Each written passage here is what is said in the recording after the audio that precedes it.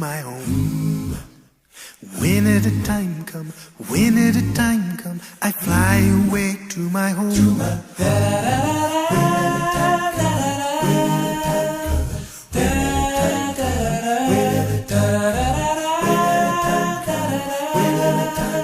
I fly away to my home. Yes. Maybe the morning, maybe the evening, I fly away to my home. Maybe the noonday, but soon I'll be leaving. I fly away to my home.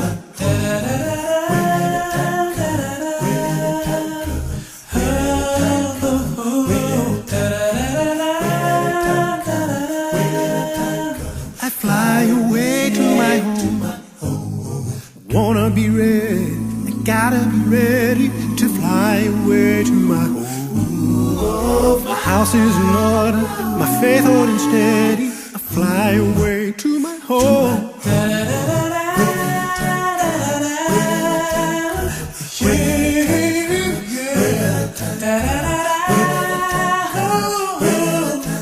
Oh, I'll fly away to my home.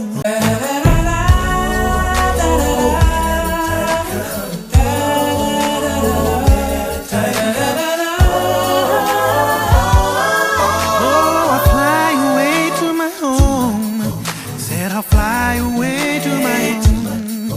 Oh, I'll fly away.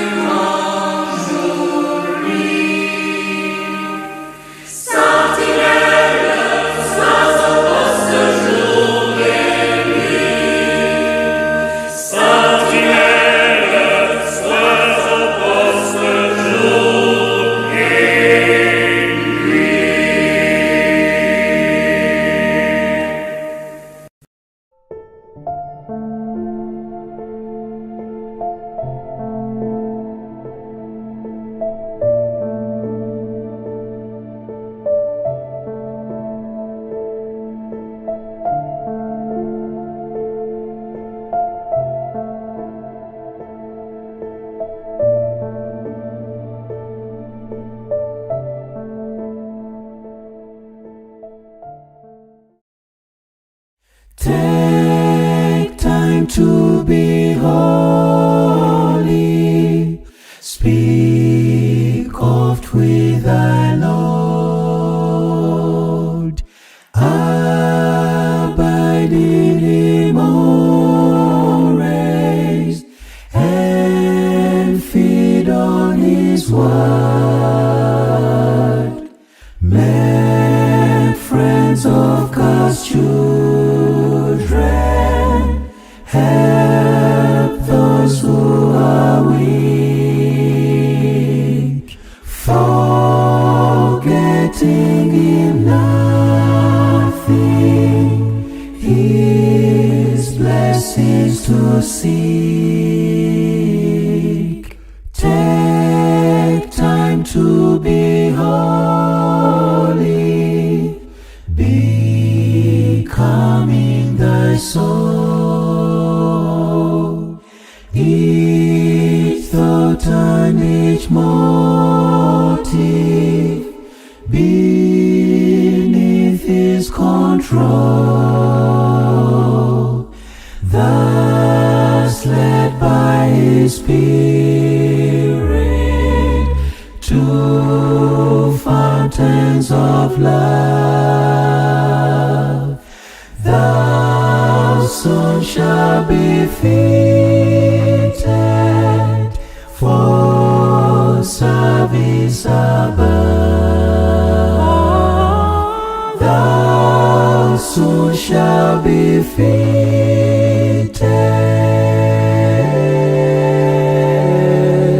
for service above.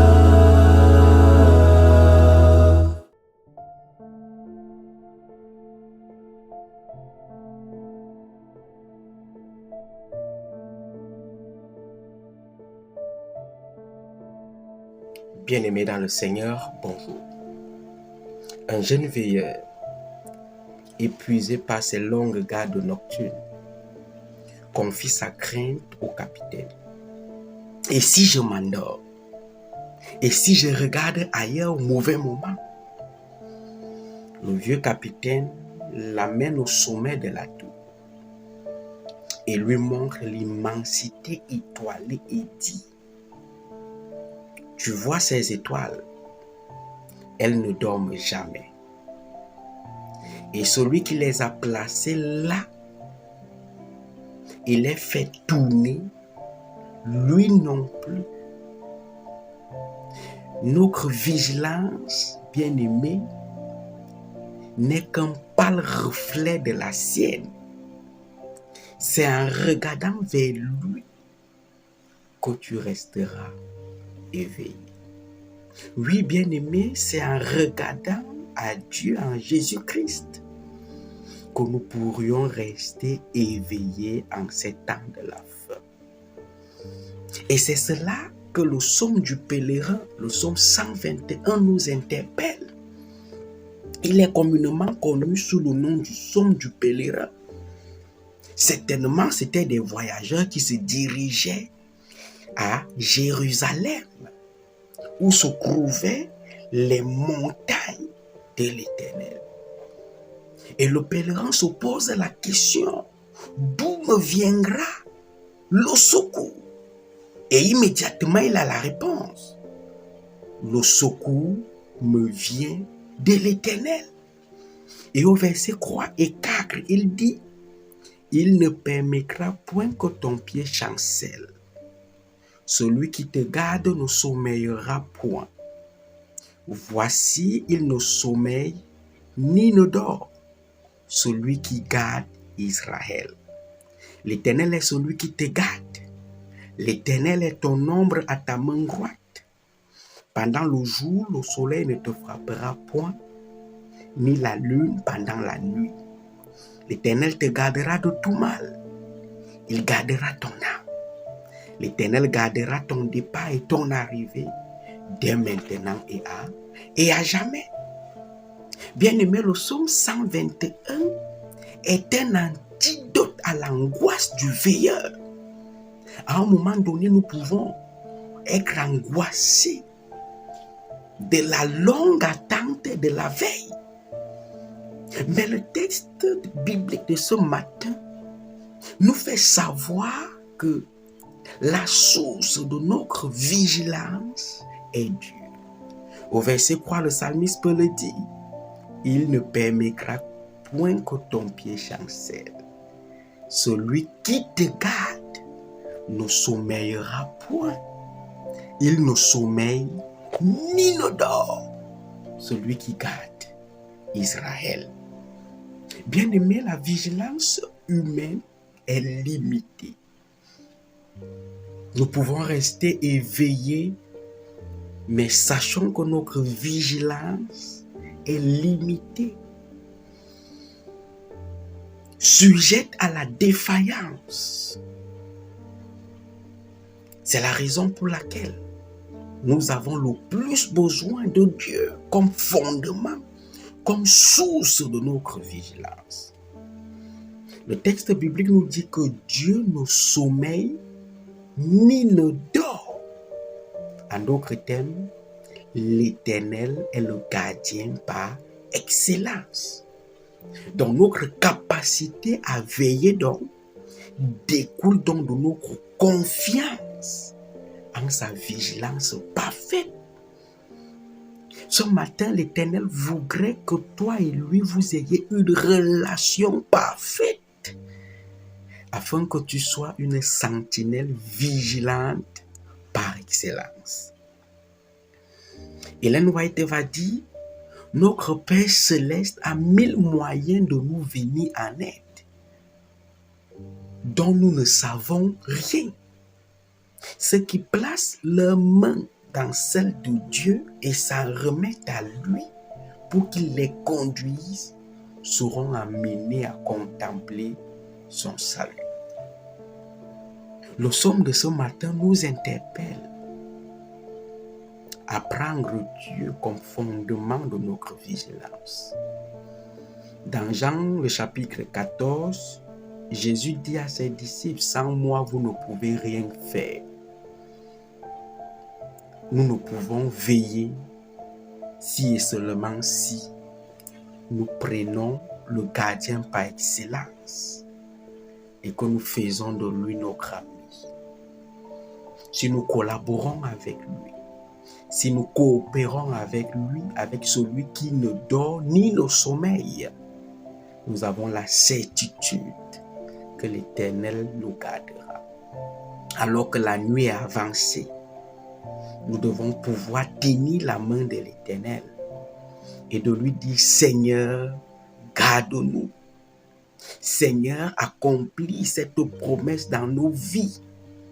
Nous avons besoin le plus de ta présence en ce moment.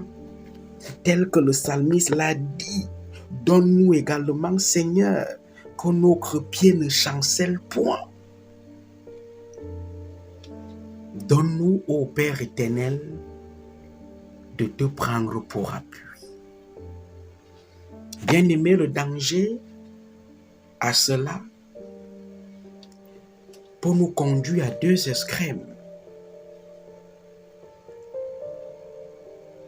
La première extrême, on peut être conduit par l'anxiété frénétique, c'est-à-dire vouloir tout contrôler, tout prévoir.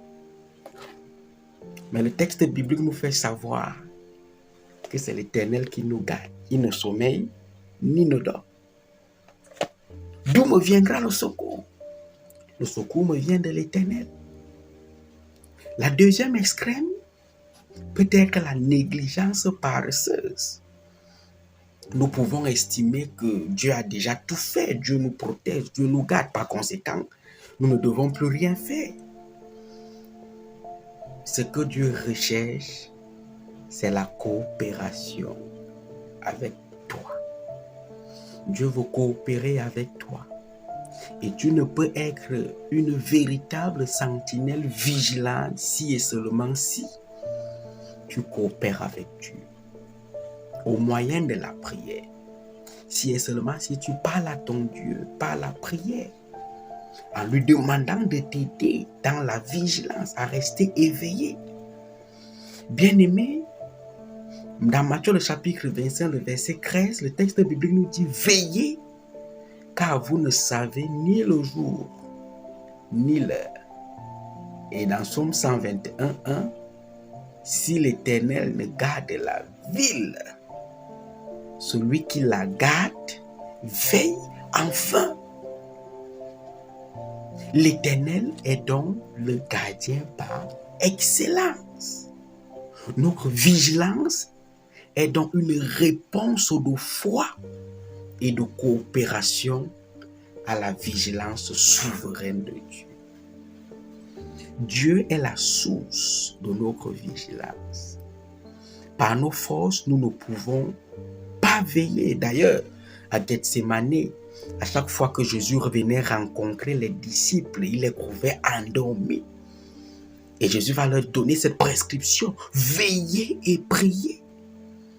Bien-aimés, le moyen de force que nous avons est la prière.